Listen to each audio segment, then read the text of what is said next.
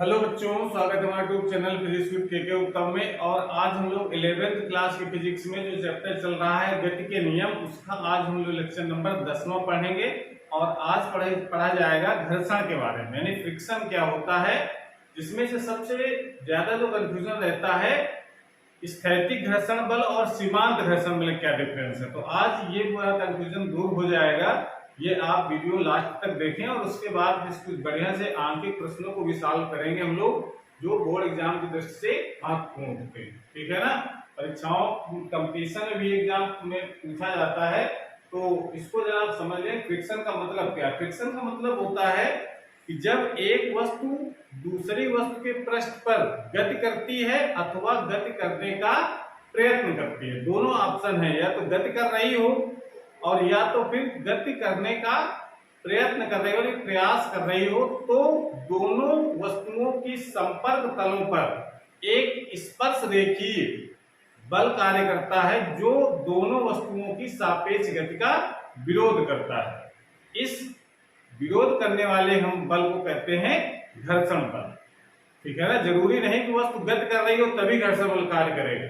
जैसे एग्जाम्पल तो देखा, मान लो कोई वस्तु रखी है, कोई पिंड रखा है बड़ा सा, उसमें धक्का लगाए धीरे से, हो सकता है वस्तु ना खिसके हो। जरूरी नहीं कि वस्तु खिसकने लगे या गति करने लगे। ठीक है ना। तो अगर जो बल हमने लगाया फिर बल गया कहाँ वो। अगर वस्तु खिसक नहीं रही है, बल हमने लगाया तो बल फिर कहाँ चला गया। तो वो बल उस वस्तु और जहां वस्तु रखी है, जिसके संपर्क में रखी है, उसके बीच जो घर्षण बल कार्य कर रहा है उसको अपोज करने में हमारा बल खत्म हो जाता है। इस कारण से वस्तु गति नहीं करती है। लेकिन प्रयास किया खिसकने का, लेकिन खिसकने किसने नहीं दिया, घर्षण बल ने। तो फिसलने का प्रयास करे या गति करने का प्रयास करे या गति कर रहा हो, दोनों स्थितियों में जो बल कार्य करता है, जो गति का विरोध करता है, उसको हम लोग घर्षण बल कहते हैं। ठीक है ना। जब गति कर रही हो वस्तु, उस समय जो घर्षण बल कार्य करता है उसको लोग कहते हैं गतिक घर्षण बल। और जब वस्तु गति ना कर रही हो, ठीक है ना, यानी गति करने का प्रयास कर रही हो केवल, उस समय जो घर्षण बल कार्य करता है उसको हम लोग कहते हैं स्थैतिक घर्षण बल। और स्थैतिक घर्षण बल का मान स्थिर नहीं रहता है, वो वेरिएबल होता है, बदलता है। जैसे अगर हमने किसी वस्तु पर बल लगाया, थोड़ा सा बल लगाया तो वस्तु नहीं खिसकी, और थोड़ा बल लगाया फिर भी नहीं खिसकी, तो इसका मतलब बल बढ़ाते चले जा रहे हैं, तो घर्षण बल का मान भी बढ़ता चला जा रहा है। यानी वस्तु गति नहीं कर रही है, नहीं रेस्ट पोजीशन में है, लेकिन घर्षण बल का मान बढ़ रहा है। जैसे जब एक्सटर्नल फोर्स लगाएंगे उसको खिसकाने के लिए, वैसे वैसे घर्षण बल का मान भी बढ़ता है। मतलब हमने 4 न्यूटन लगाया तो घर्षण बल भी 4 न्यूटन लगने लगा, यानी दोनों एक दूसरे का अपोजिट दिशा में लगेंगे। ठीक है ना। घर्षण बल इधर लगाएंगे तो जब हम एक्सटर्नल फोर्स जब बाएं तरफ लगाएंगे तो जो घर्षण बल होगा वो दाएं तरफ लगेगा, तो एक दूसरे के प्रभाव को खत्म कर देते हैं और उसमें कोई गति नहीं होती है। तो हम मान लेते हैं 4 न्यूटन का बल लगाया तो घर्षण बल भी 4 न्यूटन लगा, गति नहीं हो रही है। जब हमने बढ़ा करके 5 न्यूटन कर दिया तो घर्षण बल भी 5 न्यूटन हो गया। ऐसे ही ये जो बल जो बढ़ रहा है, घर्षण बल एक्सटर्नल फोर्स लगाने से, तो वो कहलाता है हमारा स्थैतिक घर्षण बल। और इस बल बढ़ने की एक सीमा है, एक निश्चित मान के बाद एक्सटर्नल फोर्स लगाते जाएंगे तो उसका जो घर्षण बल है, जिसको हम लोग स्थैतिक घर्षण बल कहते हैं, वो बढ़ना बंद हो जाता है। ठीक है ना। जब बढ़ना बंद हो जाएगा, नहीं मैक्सिमम स्थैतिक घर्षण बल पहुंच गया है, उसको कहा जाता है सीमांत घर्षण बल। सीमांत घर्षण बल और स्थैतिक घर्षण बल एक ही है। सीमांत घर्षण बल का जो मान होता है वो मैक्सिमम होता है, अधिकतम होता है, और जो स्थैतिक घर्षण का बल का मान है वो 0 से लेकर के सीमांत घर्षण बल तक की वैल्यू होती है, वो सब स्थैतिक घर्षण बल कहलाती है। समझ रहे हैं कि नहीं। तो इसको हम इस प्रकार से लिखेंगे, इसकी डिफिनेशन लिखते हैं घर्षण बल की, कि जब एक वस्तु दूसरी वस्तु के पृष्ठ पर गति करती है अथवा गति करने का प्रयत्न करती है, तो उसके संपर्क तलों पर स्पर्श रेखीय दिशा में एक बल कार्य करता है, जो वस्तु के सापेक्ष गति का विरोध करता है। ये घर्षण बल कहलाता है। जो हमेशा घर्षण बल क्या करता है, जो रिलेटिव मोशन होता है उसको अपोज करता है। ठीक है ना। और घर्षण बल भी क्या है, कौन सा बल होता है, संपर्क बल यानी कांटेक्ट फोर्स है। जब एक वस्तु दूसरे वस्तु के संपर्क में आएगी तभी घर्षण बल कार्य करता है। अब इसमें जो आता है फोर्स ऑफ स्टैटिक फ्रिक्शन यानी स्थैतिक घर्षण बल का मतलब क्या है, जब एक वस्तु को दूसरी वस्तु के तल पर चलाने का प्रयास किया जाता है, यानी खिसकाने का प्रयास किया जाए, उसके ऊपर गति करने का प्रयास किया जाए, तो गति अवस्था में आने से पूर्व दोनों वस्तुओं के संपर्क तलों के मध्य कार्य करने वाले घर्षण बल को स्थैतिक घर्षण बल कहते हैं। इसका मतलब क्या हुआ कि कोई वस्तु पर हम बल लगाएं खिसकाने के लिए या गति कराने के लिए और वस्तु गति अवस्था में ना आए, उस समय जो घर्षण बल कार्य कर रहा है उसको हम लोग कहते हैं स्थैतिक घर्षण बल। लेकिन हमने कहा कि जब स्थैतिक घर्षण बल का कोई तो फार्मूला होता है, ठीक है ना, और क्यों नहीं होता, क्योंकि इसका मान फिक्स नहीं है। जैसे जैसे हम एक्सटर्नल फोर्स बढ़ाएंगे स्थैतिक घर्षण का मान बढ़ता है, तो बढ़ते बढ़ते एक समय ऐसा आ जाता है कि स्थैतिक घर्षण बल का जो मान है वो y जो हमने एक्सटर्नल जो फोर्स लगाया है उसके बराबर हो जाता है, ठीक है ना। बराबर तो देखा जाए तो हर समय रहता है जब तक गति नहीं होती है। जैसे अगर हमने एक एग्जांपल दो देखो, जैसे मान लेते हैं कोई प्रश्न रखा है, ये कोई तल है और इस तल पर कोई पिन हम यहाँ रख दें और इस पर गति कराने के लिए हमने यहाँ पर एक बल लगाया, तो तुरंत इसके स्पर्श रेखीय दिशा में एक बल कार्य करने लगेगा जिसको हम लोग कहते हैं घर्षण बल, ठीक है ना। उसको घर्षण बल कहा जाता है। लेकिन जैसे जैसे इस बल का मान बढ़ाएंगे वैसे वैसे घर्षण बल का मान भी बढ़ेगा, ठीक है ना। वो डिपेंड करता है कि संपर्क तल कितनी खुरदरी या कितनी चिकनी है, उसके आधार पर इसका मान बढ़ता जाएगा और बढ़ते बढ़ते एक समय ऐसा आ जाएगा कि उसके आगे बढ़ना बंद हो जाएगा, ठीक है ना। और उसके बाद फिर हम जब बल लगाएंगे तो वस्तु गति प्रारंभ कर देती है इस दिशा में। लेकिन जब तक गति ना करे, एक्सटर्नल फोर्स को इतना हम लगाएं कि जब कि ये वस्तु गति ना करे, तो उस समय जो घर्षण बल कार्य करता है उसको कहा जाता है स्थैतिक घर्षण बल। समझ आ रहा है, यानी रेस्ट पोजीशन पर रहे वस्तु, विरामावस्था में रहे तब तक जो बल कार्य करेगा उसको हम क्या कहेंगे, स्थैतिक घर्षण बल। लेकिन हमने क्या बताया, स्थैतिक घर्षण बल का मान शून्य से लेकर के सीमांत घर्षण बल तक बढ़ता है। हमारा सीमांत घर्षण बल क्या हुआ, स्थैतिक घर्षण बल का अधिकतम मान जहां पर वस्तु तभी विरामावस्था में, लेकिन उससे ज्यादा। जैसे अगर एग्जाम्पल दो देखो, जैसे अगर हमने यहाँ पर 10 न्यूटन का बल लगाया तो इस पर घर्षण बल का मान भी 10 न्यूटन हो जाएगा, तो गति अगर नहीं हो रही है तो। फिर हमने इसको 11 कर दिया, ये भी 11 न्यूटन हो जाएगा अगर गति नहीं हो रही है तो। फिर हमने इसको 12 कर दिया तो अभी एक 12 न्यूटन हो गया। अब ये हो गया कि अब हम इसको 13 कर देंगे तो ये वस्तु फिर चलने लगे। इसका मतलब है कि 12 से आगे फिर ये नहीं बढ़ेगा। तो ये जो 12 न्यूटन का जो घर्षण बल है वो कहलाता है सीमांत घर्षण बल। यानी अब इसका मतलब है कि 12 न्यूटन बल तक तो ये सहन कर सकता है, कि इसको बैलेंस कर सकता है कह सकते हैं, और उसके आगे अगर जरा से भी बढ़ा देंगे एक्सटर्नल फोर्स को तो वह गति अवस्था में, यानी गति अवस्था आने से पूर्व जितना अधिकतम स्थैतिक घर्षण बल होता है उसको कहा जाता है सीमांत घर्षण बल, ठीक है ना। तो ये दोनों डिफरेंस, दोनों रेस्ट पोजीशन में है। सीमांत घर्षण बल में भी वस्तु रेस्ट पोजीशन में रहती है और स्थैतिक घर्षण बल में भी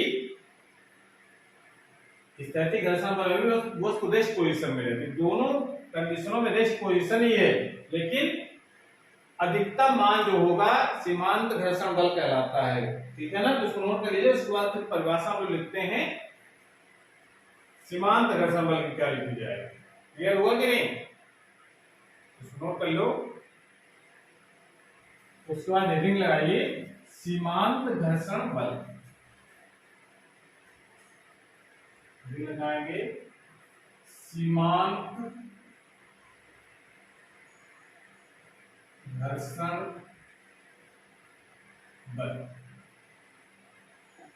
जैसे इंग्लिश में हम लोग कहते हैं लिमिटिंग फ्रिक्शनल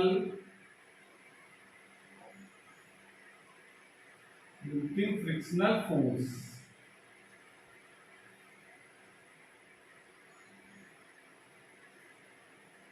ये आप लिख सकते हैं इसकी डेफिनेशन।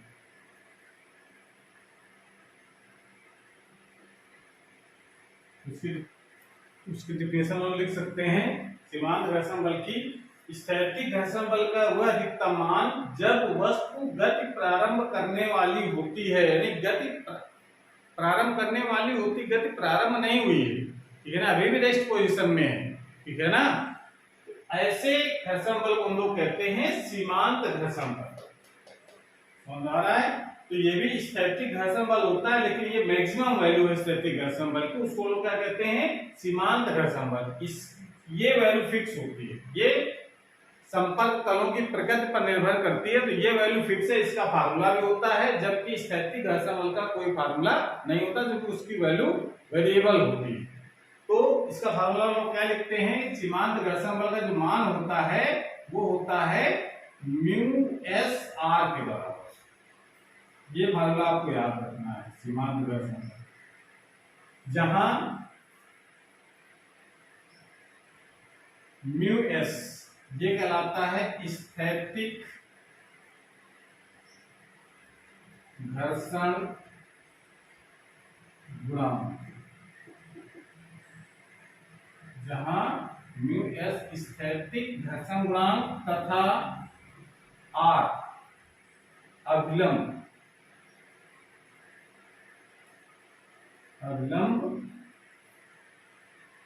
प्रतिक्रिया बल है।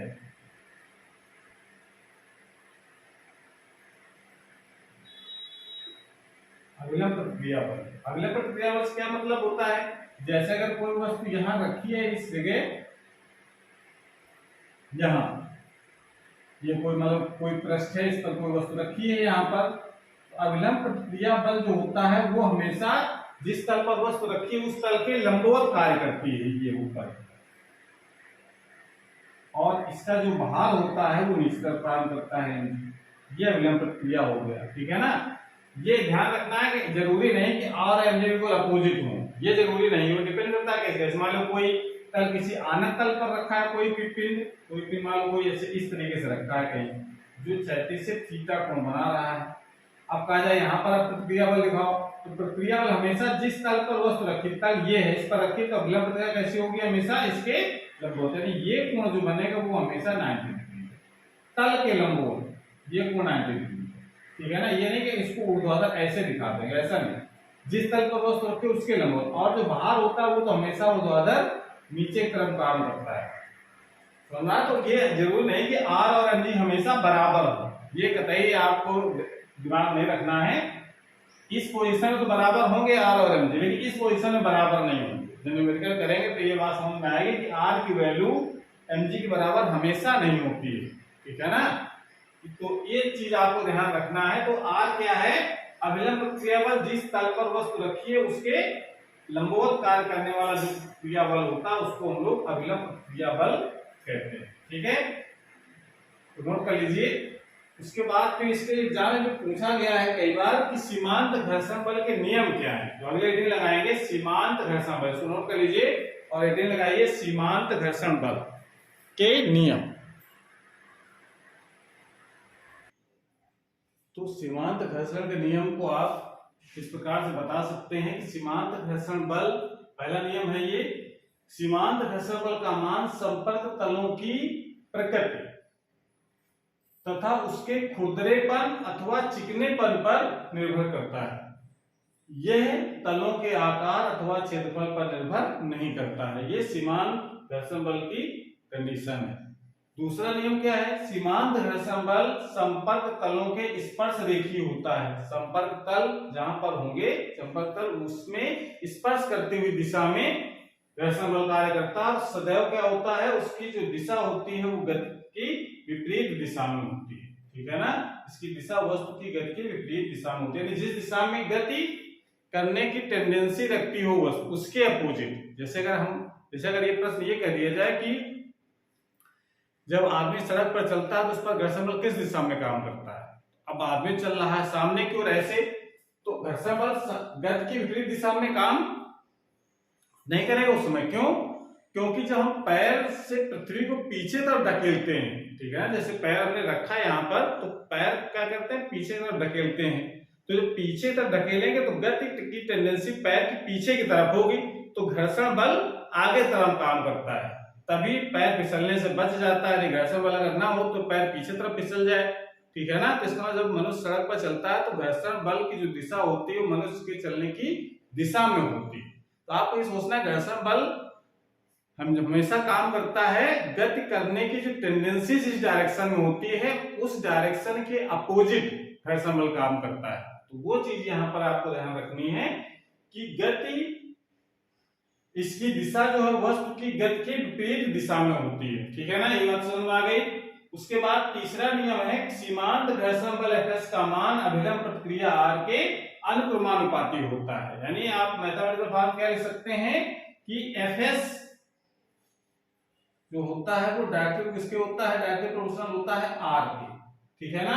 या इसको लिख सकते हैं Fs बराबर म्यू एस R, ठीक है ना। ये फार्मूला भी हम लोग लिखा भी था, आप इसको इस तरीके समझ सकते हैं। Fs बराबर क्या होता है म्यू एस R। Fs क्या है, ये सीमांत घर्षण बल का सूत्र है ये। और जहां अभी क्या बताया था हमने, जहां म्यू एस क्या होता है स्थैतिक घर्षण गुणांक कहते हैं। क्या कहते हैं हम लोग, स्थैतिक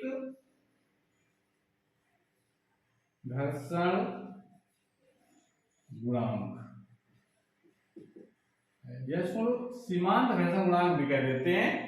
स्थैतिक घर्षण गुणांक या सीमांत घर्षण गुणांक है तो एक ही, एक सीमांत घर्षण गुणांक होता तो स्थैतिक घर्षण गुणांक है, बस ये मैक्सिमम वैल्यू होती है सीमांत घर्षण बल स्थैतिक घर्षण बल का, ठीक है ना। तो इस प्रकार से ये आपको नियम याद रखने, एग्जाम में कई बार पूछे गए हैं सीमांत घर्षण किसे कहते हैं और सीमांत घर्षण का नियम बताइए। तो आपको ये 3 नियम आपको लिख देने हैं, ठीक है। तो नोट कर लीजिए। उसके बाद रेटिंग लगाइए गतिक घर्षण बल।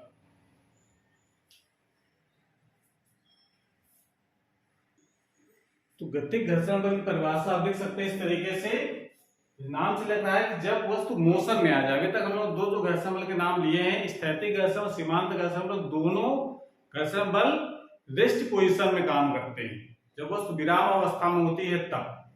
लेकिन जब वस्तु गति करने लगे, हमने इतना एक्सटर्नल फोर्स लगा दें कि वस्तु गति अवस्था में आ जाए, तो संपर्क तलों के बीच जितना घर्षण बल कार्य करता है उसे हम लोग कहते हैं गतिक घर्षण बल। और गतिक घर्षण बल का मान स्थैतिक घर्षण बल से कम होता है, ये भी ध्यान रखना है। जब वस्तु गति अवस्था में आ जाएगी तो घर्षण बल का मान घट जाता है, और वो इसको हम लोग Fk से प्रदर्शित करते हैं, ठीक है ना। तो परिभाषा लिख सकते हैं सिंपली,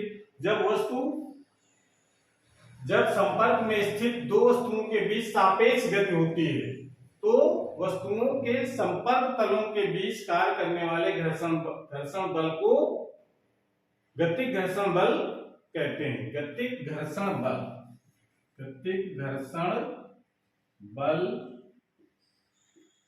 कहते हैं। इसे Fk से प्रदर्शित किया जाता है। तो फार्मूला आप क्या लिखेंगे, सिंपली उसी के बराबर है, सीमांत घर्षण बल से मिलता जुलता फार्मूला इसका है Fk इक्वल टू होता है म्यू के इंटू R। R तो अभिलंब प्रतिक्रिया होती है और म्यू क्यू कहलाता है, यानी इसको हम नाम लिख सकते हैं जहां म्यू के ये कहलाता है गतिक घर्षण गुणांक। गतिक घर्षण गुणांक, गतिक घर्षण गुणांक क्या कहते हैं इसको, गतिक घर्षण गुणांक। तथा R तो पता है हमको, R क्या है, अभिलंब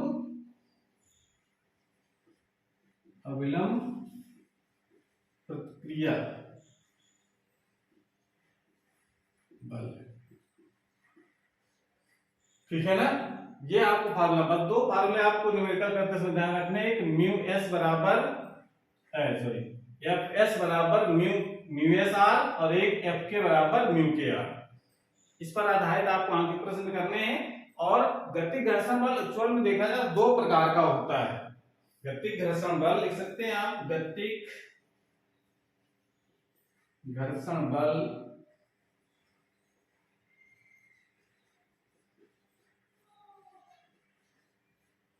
दो प्रकार का होता है।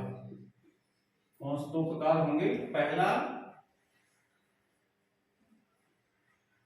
लोटनी घर्षण बल, लोटनी घर्षण बल। लोटनी घर्षण बल का मतलब रोलिंग, ठीक है ना, रोलिंग फ्रिक्शन फोर्स इसको हम लोग कहेंगे। और दूसरा होता है सर्पी घर्षण बल, सर्पी घर्षण बल, इसको कहा जाता है, इसको कहते हैं हम लोग rolling friction force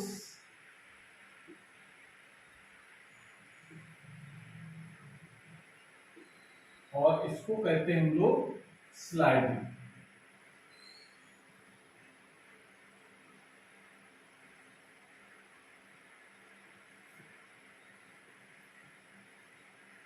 friction force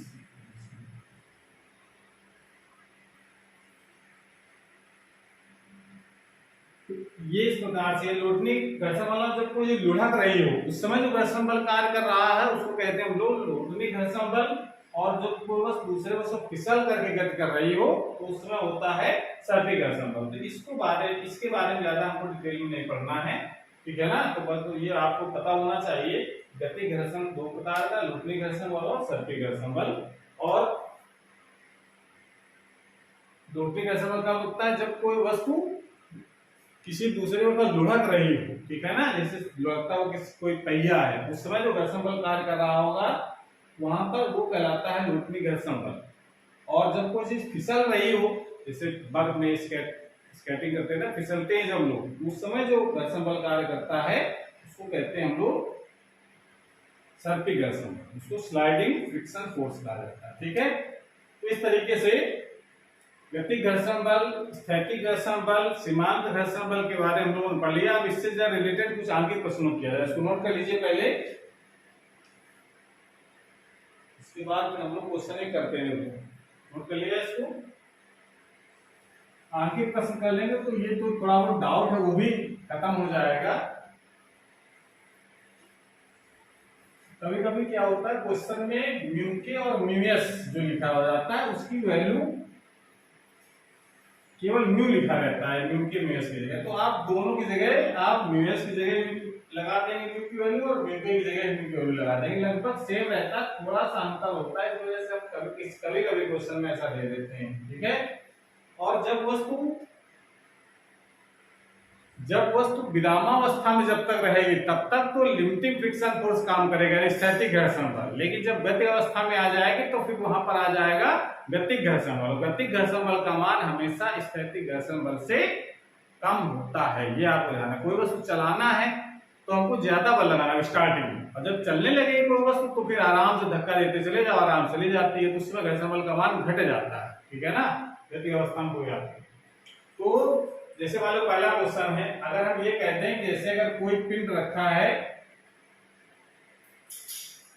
इस तल पर, ठीक है ना, तो इस तल पर रखा हुआ है, यानी कोई खुरदरा तल है, इसका द्रव्यमान है m, यानी हमारे 4 किलोग्राम का कोई पिंड हो गया यहाँ, ठीक है ना।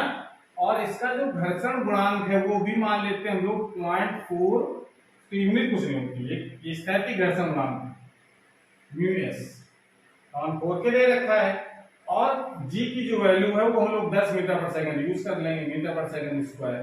तो कह रहा है कितना घर्षण बल काम करेगा, अगर कोई वस्तु रखी है तो घर्षण बल का जो मैक्सिमम जो मान होता है वो कितना होता है म्यू एस। हमेशा मैक्सिमम वैल्यू ही ज्ञात करते हैं, समझ आ रहा है, क्योंकि उसका कोई फार्मूला होता नहीं स्थैतिक घर्षण बल का। तो म्यू एस का मान क्या होता है, अभी हम लोगों ने देखा फार्मूला, सॉरी एफ एस का मान ये क्या होता है म्यू एस आर। और आर की वैल्यू कैसे निकालेंगे, तो आर निकालने का तरीका होता है कि जो बाहर है वो तो हमेशा नीचे तरफ काम करेगा mg, और जो प्रतिक्रिया बल होता है वो हमेशा तल के लंबवत ऊपर तक काम करता है। तो इस सिचुएशन के हिसाब से देखो तो आर और mg कैसे हैं, क्योंकि ऊपर नीचे गति हो नहीं रही है, ठीक है ना, इसका मतलब आर और एम जी कैसे होंगे, दोनों बराबर। तो इसका मतलब आप लिख सकते हैं आर की वैल्यू किसके बराबर हो जाएगी, एम जी के बराबर। ये हर समय बराबर नहीं होगा, ये ध्यान रखना। इस पोजीशन में आपको बराबर लग रहा है, लेकिन हर समय आर और एम जी बराबर नहीं होंगे। लेकिन एफ एस का मान जो है वो म्यू एस के बराबर रहेगा, ये आपको ध्यान रखना। एफ एस बराबर म्यू एस। आर की वैल्यू एम जी के बराबर होगी कि नहीं होगी ये जरूरी नहीं है, वो पोजीशन पर डिपेंड करता है, सिचुएशन पर डिपेंड करता है, ठीक है ना। अभी क्वेश्चन हम करेंगे तो क्लियर हो जाएगा कि क्या अंतर है दोनों में। तो एफ एस बराबर क्या हो जाएगा, mu S into M G हो जाएगा। आर बराबर एम जी है तो म्यू एस का मान कितना है 0.4, एम का मान है 4 और जी का मान है 10 दशमलव से ये 10 खत्म हो जाएगा, 4 चौको 16 न्यूटन। इतना फ्रिक्शन फोर्स काम करेगा इस पर, समझ आ रहा है। तो इस प्रकार इसका फ्रिक्शन यानी अधिकतम घर्षण बल इतना काम करेगा, ठीक है ना। तो अगर इसको गति कराना है तो इससे ज्यादा का बल लगाना पड़ेगा, तभी वस्तु गति अवस्था में आएगी, समझ आ रहा है। इस प्रकार से ये हमने निकाल लिया। अगला क्वेश्चन जरा देखो, सुनो कर लो। अगला क्वेश्चन देखते हैं हम लोग।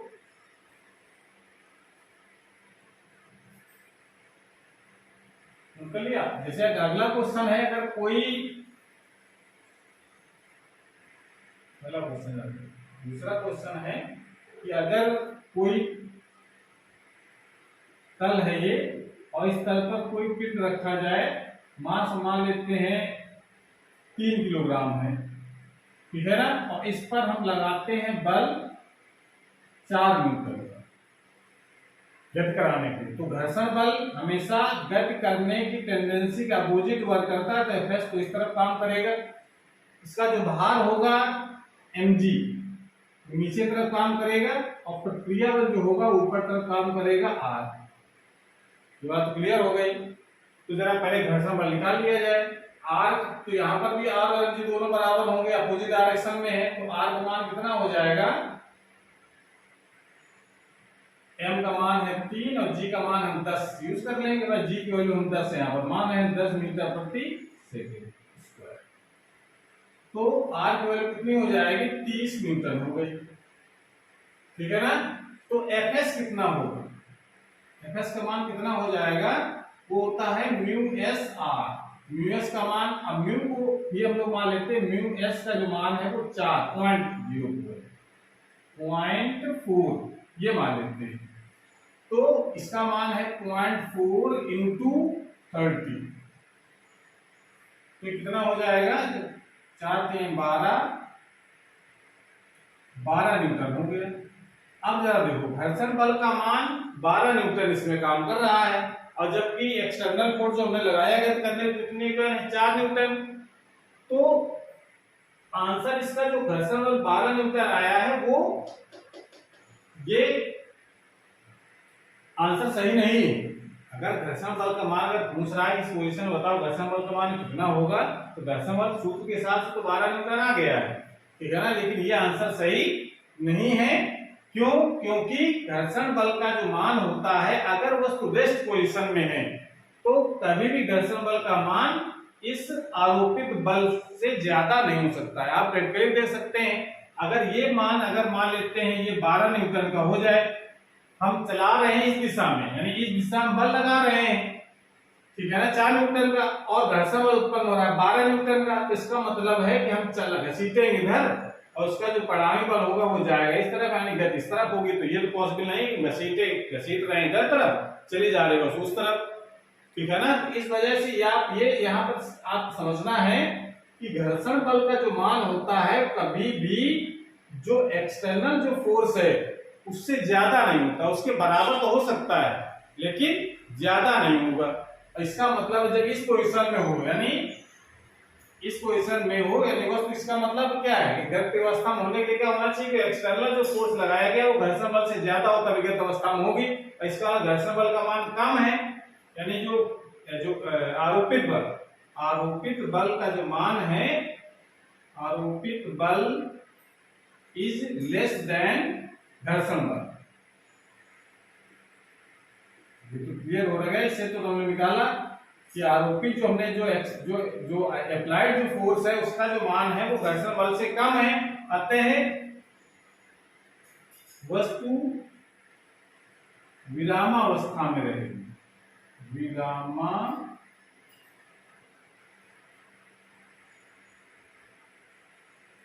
विरामावस्था में होगी। ठीक है ना। तो विरामावस्था में, जब विरामावस्था में कोई वस्तु होती है, विरामावस्था में जो घर्षण बल का जो मान होता है वो हमेशा आरोपित बल के बराबर होता है। ये बात आपको ध्यान रखनी है। आरोपित बल और घर्षण बल ये बराबर हो गए, यानी आरोपित बल कितना है 4 न्यूटन। 4 न्यूटन के बराबर ही इसका घर्षण बल का आंसर आएगा, ना कि 12 न्यूटन आएगा। ये बात आपको ध्यान रखनी है, ये आंसर इसका गलत है। तो क्लियर हो गई। इस तरीके से आपको समझना है कि जब भी वो वस्तु विरामावस्था में हो तो आरोपित बल, जो पिछले क्वेश्चन था उसमें अपने निकाला था 16 न्यूटन, लेकिन उसमें एक्सटर्नल फोर्स नहीं लगा तो वो मैक्सिमम वैल्यू निकल करके आया कि उतना अधिकतम बल होगा। ठीक है ना।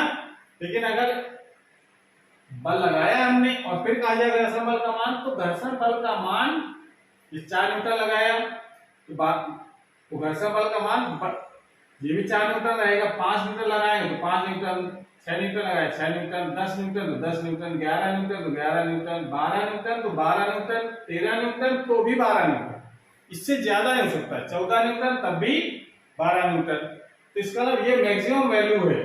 तो इसका अगर मान लो 10 न्यूटन होता है तब भी ये घर्षण बल का मान 12 न्यूटन नहीं होता, कितना होता है 10 न्यूटन। अगर ये 11 न्यूटन होता तो भी 11 न्यूटन होता है। यानी वस्तु जब तक गति अवस्था में नहीं आएगी तब तक आरोपित बल का जो मान होता है वो घर्षण बल के बराबर ही होता है।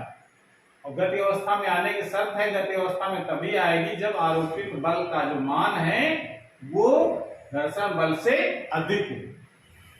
तभी इस कंडीशन में क्या है, आरोपित बल का मान घर्षण बल से कम है, इसका वस्तु विरामावस्था में ही रहेगी। विरामावस्था में रहेगी तो विरामावस्था में घर्षण बल हमेशा आरोपित बल के बराबर होता है। इतनी बात आपको दिमाग में बैठा लेनी है। ठीक है ना। नोट कर लीजिए इसको, फिर अगला क्वेश्चन किया जाए।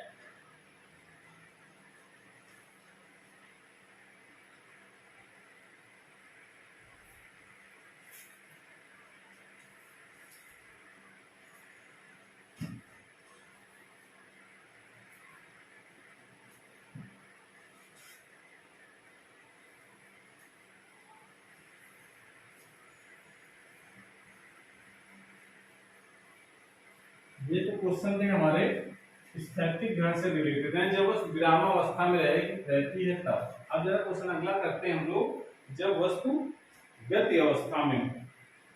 जैसे अगर हम क्वेश्चन नंबर 3 देखें, एक पिंड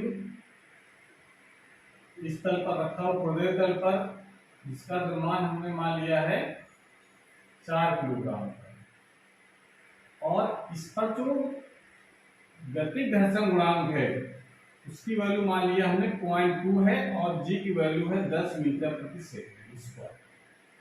हमने इसको गति कराने के लिए यहां पर इस तरफ पर लगाया है 10 मीटर। ठीक है। तो अब ज्ञात इसमें क्या करना है, ज्ञात कीजिए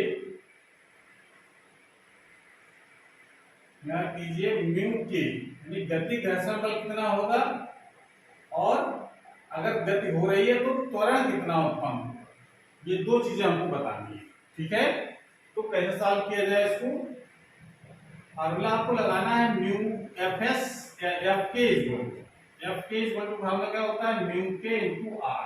आर की वैल्यू कैसे निकाली जाएगी, ये एम जी नीचे की तरफ, आर ऊपर की तरफ। ठीक है। तल के लंबाई पर लगता है आर ऊपर की तरफ, तो एफ के इक्वल टू कितना हो जाएगा, म्यू के की वैल्यू है 0.2, आर की वैल्यू क्या लिख सकते हैं हम लोग, म्यू के इंटू एम इंटू जी। एम इंटू जी के बराबर ही रहेगा यहाँ पर आर। तो एम की वैल्यू है 4 और जी की वैल्यू है 10, तो ये 8 न्यूटन हो जाएगा। 4 दूनी 8 खत्म हो जाएगा। इतना इतने न्यूटन का बल यानी इस दिशा में जो बल कार्य कर रहा है वो कार्य करेगा घर्षण बल 1 न्यूटन। ये इसकी मैक्सिमम वैल्यू निकाल ली हम लोगों ने।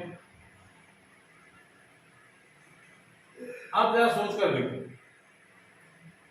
अब ये मैक्सिमम वैल्यू है इसकी, गति घर्षण इतना काम करेगा।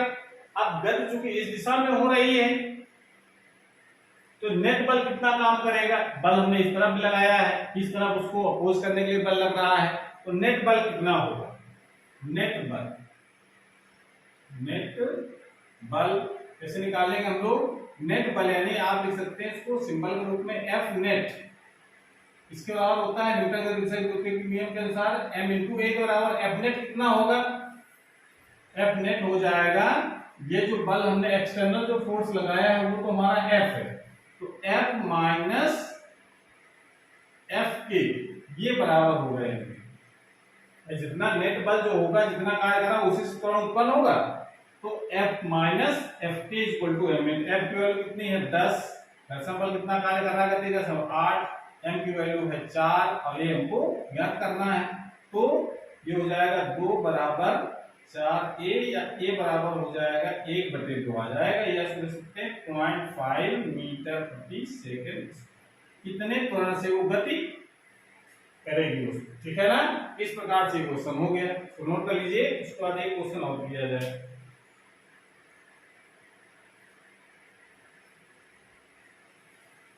इसमें भी आपको यही चीज ज्ञात करनी है, लेकिन थोड़ी वैल्यू चेंज कर देते हैं, फिर थोड़ी पोजीशन भी चेंज करते हैं। जैसे अगर हम ये कहें कोई वस्तु, क्वेश्चन नंबर 4 हो जाएगा ये, कि यहाँ पर और इस पर जो पिंड रखा है वो है, चलो 4 किलोग्राम मान लेते हैं, ठीक है ना। और इस पर और जो म्यू के है, म्यू के, इसकी वैल्यू हम मान लेते हैं, चलो मान लिया जाए 3 मान लिया हमने, और जी की वैल्यू मान लेते हैं, जी की वैल्यू मान लेते हैं 10 मीटर प्रति सेकंड। यूज कर लेंगे हम लोग। बल हम सीधे लगा करके इसको इस दिशा में लगाते हैं, कितने न्यूटन का? 4 न्यूटन का बल लगाया जाए, ठीक है। तो कह रहा है कि एफ के और त्वरण का मान बताओ कितना होगा। समझ आ रहा है? इसकी वैल्यू चेंज कर ले हम लोग, यहाँ पर 2 kg और यहाँ पर कर लीजिए इसकी वैल्यू 0.1, कैलकुलेशन से ना, ठीक है।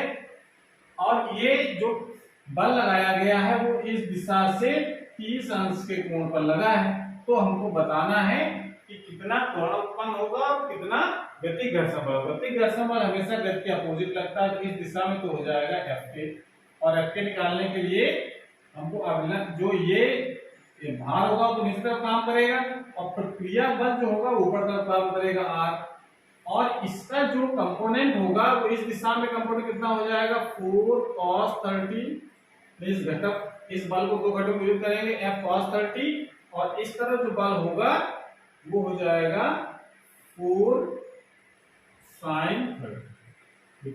घटक करना तो आएगा ना, वेक्टर में आप घटक का विभाजन पढ़ेंगे तो क्लियर हो जाएगा। इस प्रकार से जिस तरफ कोण दिया तो cos, जिस तरफ कोण नहीं दिया होता उसकी दिशा में साइन लगाते हैं, ठीक है ना। अब जरा देखो,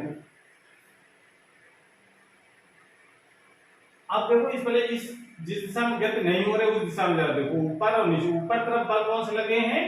r प्लस 4 sin 30, ठीक है ना, 4 sin 30, और किसको बैलेंस किए हुए हैं? mg। यहाँ पर जब रखो r को ज्ञात करना है, यानी यहाँ पर तीसरा आप ये भी जोड़ लीजिए कि हमको r भी बताना है कितना। तो r प्लस 4 sin 30 कितना होता है? 1/2 प्लस m की वैल्यू है 2, g का मान है 10, तो ये 2 दूनी 4, r इक्वल कितना हो जाएगा? 10 दूनी 20, 20 में 2 कम हो गए 18 न्यूटन, ठीक है ना। अब देखो r की वैल्यू 18, अब यहाँ पर r की वैल्यू 18 आ गई। अगर r बराबर mg कर दे तो m की वैल्यू कितनी थी? 2 और 10, और g का मान 10, 10 दूनी 20 हो जाता, तो r बराबर 20 न्यूटन होना चाहिए, जबकि आर बराबर यहाँ पर कितना आ रहा है 18। इसका मतलब यहाँ पर सिचुएशन दूसरी है, तो हर समय आर और एम जी बराबर नहीं होते हैं, ये आपको ध्यान रखना है। लेकिन म्यू के आर ये हमेशा एफ के बराबर रहेगा, या म्यू एस आर वो हमेशा एफ एस के बराबर रहेगा, लेकिन आर एम जी ये हमेशा बराबर नहीं होते। तो आर की वैल्यू निकाल लिए, आंसर ये हो गया थर्ड पार्ट का। इसके बाद फिर कह रहा है एफ के बताओ कितना होगा, तो एफ के बराबर क्या होता है म्यू के इंटू आर। अब म्यू के का मान है 0.1 और आर का मान हमने निकाला है 18, ये हो जाएगा 1.8 न्यूटन। यानी अब जो इस तरह जो बल कार्य कर रहा है कितना काम कर रहा है 1.8 न्यूटन। तो नेट बल गति की दिशा में कितना काम करेगा, अभी इसको तो हमने दो भागों में बांट लिया। अब इस दिशा में जो बल लग रहा है उसका मान कितना है 4 cos 30। तो नेट बल जो होगा एफ नेट वो एम ए के बराबर होता है, न्यूटन गति विषय का द्वितीय नियम कहता है। एफ नेट होगा कितना 4 cos 30 माइनस एफ की। ये समझाएंगे नहीं है भाई, एफ के इस दिशा में एफ cos 30 उस दिशा में, तो ये वैल्यू इतनी हो जाएगी बराबर किसके हो जाएगा एम की वैल्यू कितनी है 2 और ए हमको ज्ञात करना है। समझ में आ रहा है? एक आंसर तो आपका एफ के का मान तो निकल आया है यहाँ पर। अब एक वैल्यू और रह गई है, तो एफ cos 30 का मान कितना होता है √3/2 माइनस एफ के इक्वल टू 2e, ये हो जाएगा। एफ के की वैल्यू भी लगाएं, एफ के की वैल्यू कितनी है, एफ की वैल्यू है 1.8। ये कितना मान हो जाएगा ये ध्यान दो जरा,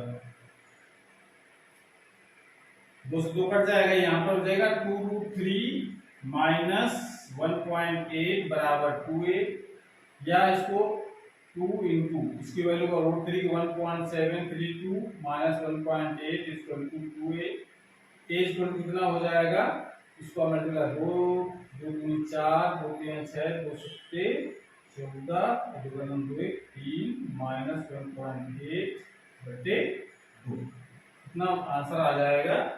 तो इसको आप घटा सकते हैं यहाँ पर 3.46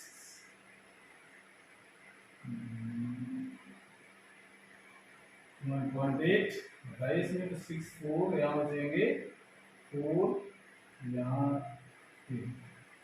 1.464 बाई 2, यह आ जाएगा 0.732 मीटर प्रति सेकंड स्क्वायर। ये तो आप कैलकुलेट कर सकते हैं कितना कोण उत्पन्न हो जाएगा। ये ए की वैल्यू है, ठीक है ना, ये ए दिख रहा है 29, आप इसको ना समझना, ठीक है ना। इस प्रकार से ए को हमने निकाल लिया। तो ये सारे क्वेश्चन सॉल्व निकाल लिया हमने, इस क्वेश्चन को सॉल्व करके। तो इस प्रकार से क्वेश्चन करने का प्रयास करेंगे आप लोग। तो आज की क्लास हमारी पर समाप्त होती है, और अगली क्लास में हम लोग नए वीडियो के साथ आएंगे। अगर ये वीडियो अच्छा लगा हो तो उसको लाइक करें, अपने दोस्तों को शेयर करें, और चैनल अभी तक सब्सक्राइब नहीं किया तो चैनल को सब्सक्राइब भी करें, जिससे नए जो वीडियो अपलोड हो उसकी नोटिफिकेशन आपके पास सबसे पहले पहुंच जाए। पढ़ाई करते रहिए। Thank you.